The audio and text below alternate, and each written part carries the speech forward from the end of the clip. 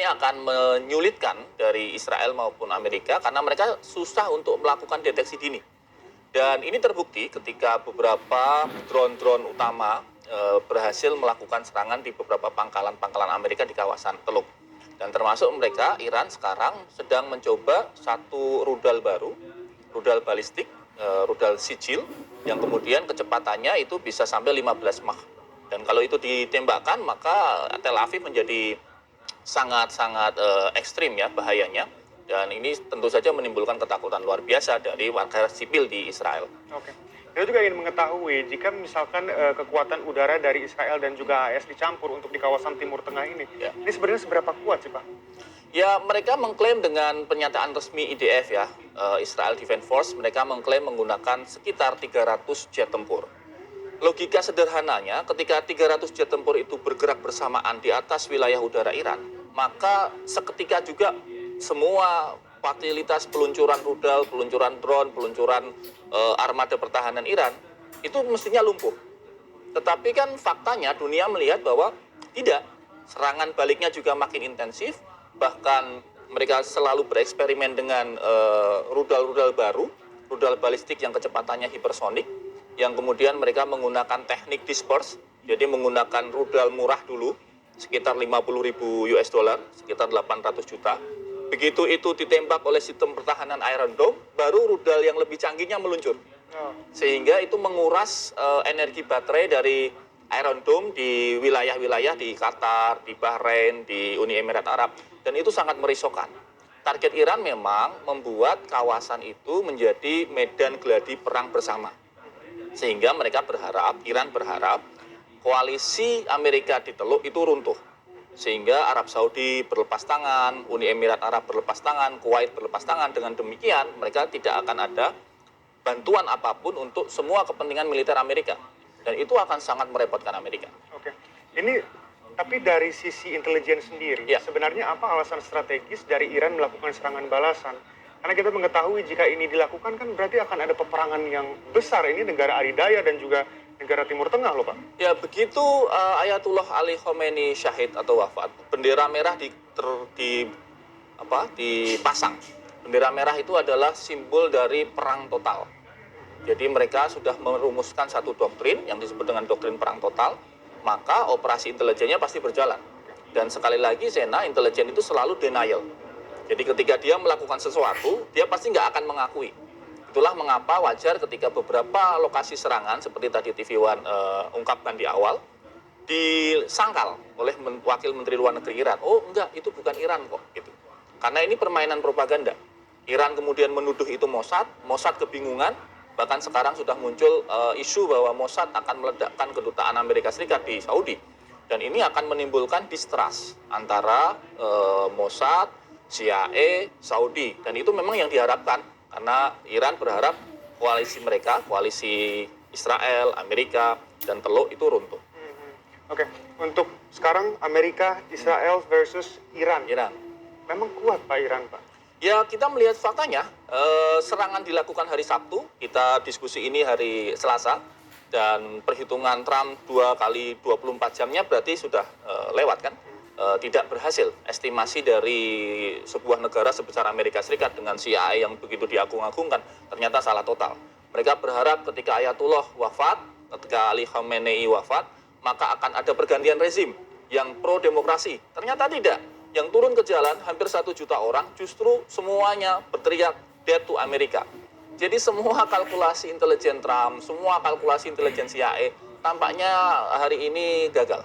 Dan dalam hitungan kalkulasinya, kalau Iran bisa mempertahankan endurance ini, mempertahankannya selama 30 hari sampai selepas Idul Fitri, maka banyak analis pertahanan, termasuk juga analis pertahanan di Eropa, analis pertahanan di Amerika sendiri, yang mengatakan Amerika akan kalah.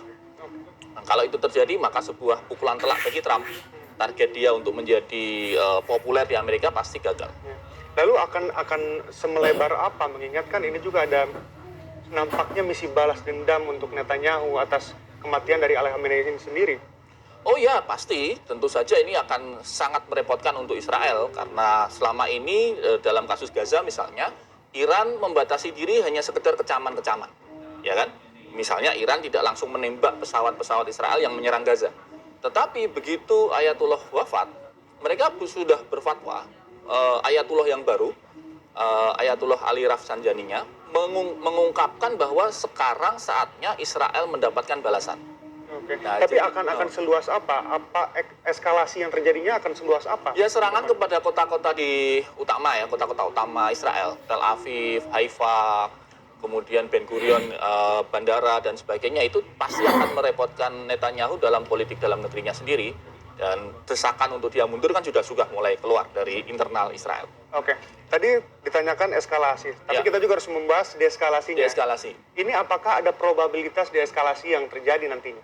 Probabilitas deeskalasi ketika Trump bendera putih atau Trump menyatakan siap bernegosiasi. Tetapi Menteri Luar Negeri Iran, termasuk Duta Besar Iran untuk Indonesia, sudah menyampaikan kepada media bahwa Iran tidak membuka pintu untuk negosiasi. Jadi memang doktrinnya memang benar-benar perang total, Sena. Sampai penyerangnya mengaku kalah atau mundur dari serangan, Iran tidak akan membuka meja perundingan. Oke. Sekarang kan serangan balasan. Nanti pun akan direspon kembali oleh Israel dengan Pasti. Amerika. Kalau dari sisi intelijen ini bagaimana nih melihat respon tersebut yang akan terjadi? Iya, ini hitungannya adalah permainan daya tahan. Atau kalau dalam teori perang namanya attrition warfare, perang berlarut.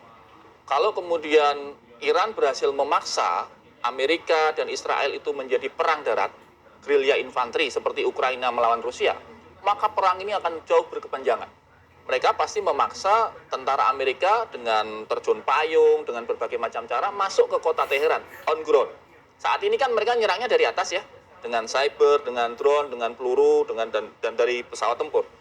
Iran akan memaksa itu menjadi pertarungan jarak dekat, sehingga mereka bisa membuktikan bahwa masyarakat mereka itu mempunyai daya tahan, sehingga gagal invasi Amerika ke Iran.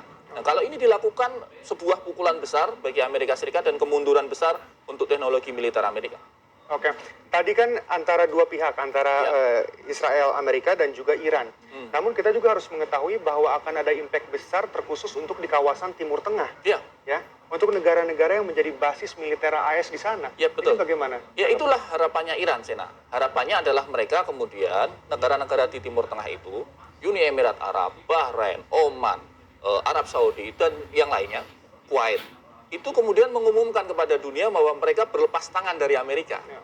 Nah, itu yang mereka harapkan. Begitu itu dilakukan, Amerika tidak akan bisa melakukan serangan lagi, karena mereka membutuhkan basis-basis pangkalan udara, basis-basis pengisian kapal, refueling BBM, dan seterusnya, dan itu membutuhkan negara-negara teluk itu. Oke, penjelasan lengkap dari Bapak Ridwan Habib sebagai analisis kajian strategik intelijen Universitas Indonesia. Terima kasih Bapak. Terima kasih, Kita Sena. lihat dinamika ke depannya akan seperti apa ya Pak ya. Terima kasih.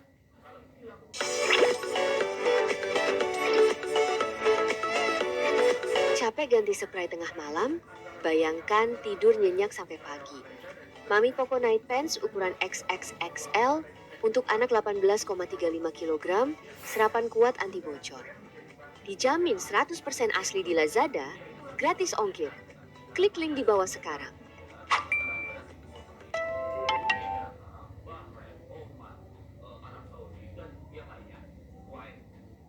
Musim laporan laba rugi segera tiba. Pasar bersiap menyambut pergerakan. Dapatkan keuntungan pada volatilitas.